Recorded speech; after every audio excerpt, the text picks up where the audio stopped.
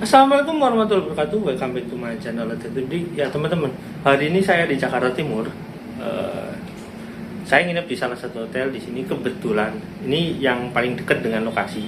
Nah, saya mau menceritakan bahwasanya sebenarnya saya sudah pernah ke tempat ini untuk beberapa kali, dan ini yang kesekian kalinya saya mau upload ya.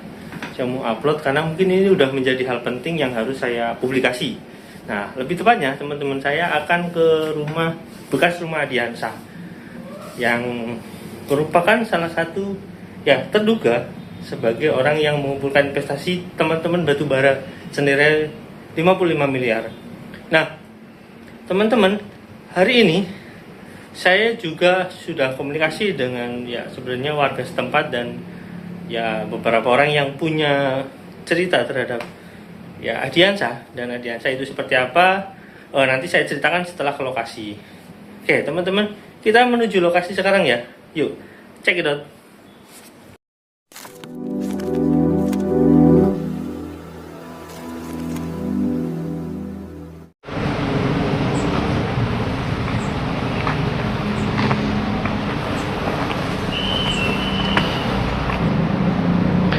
Oke teman-teman, saya kali ini di lokasi komplek perumahan Adiansa, tapi Adiansanya sendiri itu udah nggak ada di sini. Cuma kita tahu harus bagaimana lah untuk nyari Adiansa. Yang pasti Adiansa di sini rumahnya udah dijual, dan nanti untuk keterangan lain-lain itu nanti saya akan bicara lewat langsung ya. Kita bicarakan langsung di sini. Ini cuma saya menjelaskan bahwasanya saya udah dokumentasi, cuma saya menjelaskan di sini saya nggak akan ngasih tahu alamatnya pada teman-teman karena urusan privasi ya. Saya juga menghargai teman-teman pemilik rumah di sini biar nggak merasa terganggu dengan pemberitaan dan lain-lain.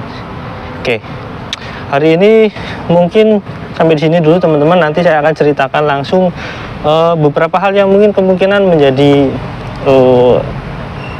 bahan untuk ya mungkin untuk ya gini ya teman-teman. Ini saya menceritakan ini mungkin biar teman-teman nggak lagi penasaran siapa sih Adiansa atau bagaimana, biar nanti teman-teman tahu yang kita lakukan ini memang berhadapan dengan siapa gitu.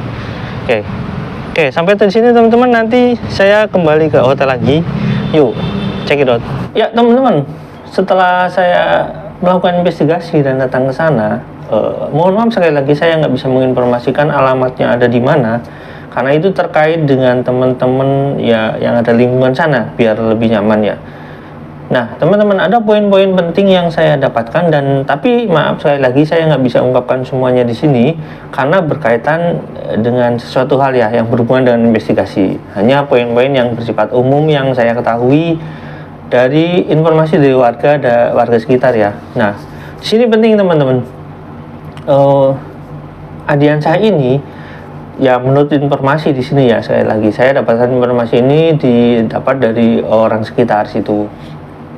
Nah teman-teman, menurut informasi Adiansa dan istrinya dulu itu ya jarang pulang ke rumah. Nah adapun satpam yang pernah melihat Adiansa itu katanya ya cuma sekali, dan istrinya juga datang kalau malam-malam terus keluar lagi juga malam-malam gitu, dan cuma sekali juga pada saat ngasih uang tip. Nah saya nggak mau nyebut nama istrinya karena intinya seperti itu ya, karena yang tinggal di keluarga di sana cuma ada nenek sama anak-anaknya. Intinya ibu mungkin dari Adiansa atau dari istrinya sama anak-anaknya. Nah teman-teman, rumah ini posisinya sudah dijual. Nah rumah ini pada saat dijual, Adiansa itu nangis-nangis nelpon pada tetangganya yang ingin rumahnya dijual. Dia itu nangis-nangis, katanya minta bantuan, katanya ada urusan dengan seseorang sampai 1 miliar dan rumahnya mau disita katanya. Adiansa ini katanya bertemunya di luar dan nggak pernah datang ke rumah itu. Nah itu memang agak aneh juga sih. Cuma pada saat itu rumah itu ya kurang lebih sekitar ya miliaran lah. Itu dijual pada tetangga itu, Adiansa sendiri nggak hadir, itu dikuasakan ke istrinya gitu. Jadi pada saat pertemuan notaris itu dia nggak hadir. Nah itu dia. Sekarang ada hal yang cukup menarik ya. Tapi teman-teman, si tetangganya ini juga pernah ditawarin investasi batu bara. Katanya waktu di telepon, katanya di Kalimantan, katanya mengatakan ya seperti ya, oh bos datang ini, bos besar datang kayak gitu. Pada saat dia menunjukkan bahwasanya Ardiansyah hadir itu sebagai bos di sana. Jadi sebenarnya modis batu baranya ini menurut saya nggak sendiri. Jadi kalau nggak sendiri, mungkin kalau sendiri dianggap penipu ulung mungkin iya. Tapi kalau misalkan ini terstruktur seperti itu, ini bisa jadi mafia ya. Ya itu menurut pendapat tetangganya seperti itu. Nah memang kalau mafia itu nggak pernah bekerja sendiri gitu ya. Ya pasti bekerja dengan banyak orang gitulah. Nah untuk yang kecil-kecil mungkin sendiri. Nah ini informasi juga teman-teman. Untuk yang ditipu ya di bawah 1 miliar misalkan 800 atau berapa, itu ya udah puluhan orang, bukan cuma 1 atau 2 orang.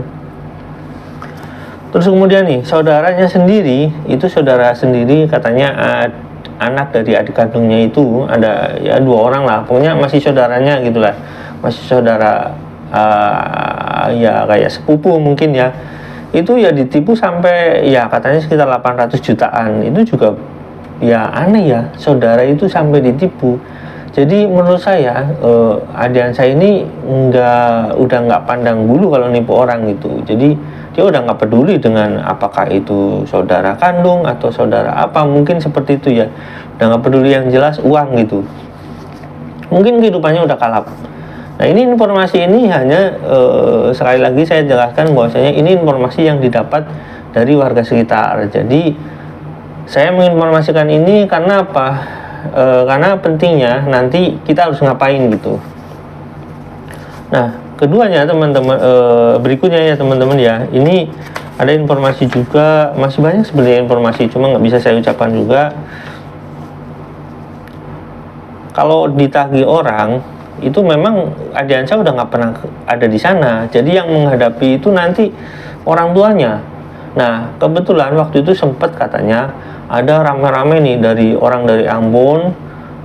Ya maaf ya teman-teman dari Ambon, ini nggak bermaksud apa-apa. Mungkin ya sebagian orang ya katanya dari Ambon itu, dari sana dia katanya ya apa ya, dimarahin gitu, dimaki-maki ibunya ini. Nah sampai ya ibunya sampai nangis-nangis karena mungkin nggak biasa ya. Nah kebetulan karena itu lingkungannya lingkungan kompleks kayak gitu, jadi warga juga bertindak untuk membantu. Karena apa? Sebab karena kalau di komplek itu kan lingkungan itu bukan cuma milik sendiri, jadi lingkungan itu menjadi kawasan yang memang menjadi kepentingan bersama di komplek itu. Jadi nggak bisa marah-marah, teriak-teriak kayak gitu. Akhirnya kalau mau apa-apa proses di kepolisian ya, mungkin seperti itu. Nah tetangga-tetangganya atau ini juga sering kedatangan polisi ya, menanyakan tentang Ardiansyah. Udah berkali-kali, nggak tahu kesekian berapa kali lah. Nah terus juga ada warga yang didatangi polisi, katanya polisi dari Kalimantan ya, yang terkait batu bara. Jadi di lingkungan dia di Kalimantan pun ya dia itu ya bermasalah gitu, dan akhirnya juga mungkin ada yang ditipu juga orang Kalimantan mungkin ya. Ya karena Kalimantan cukup luas ya, wajar aja kalau ada ditipu gitu.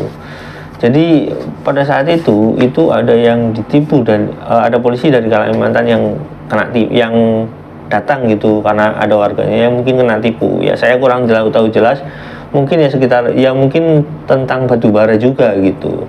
Ya itu menurut warga ya.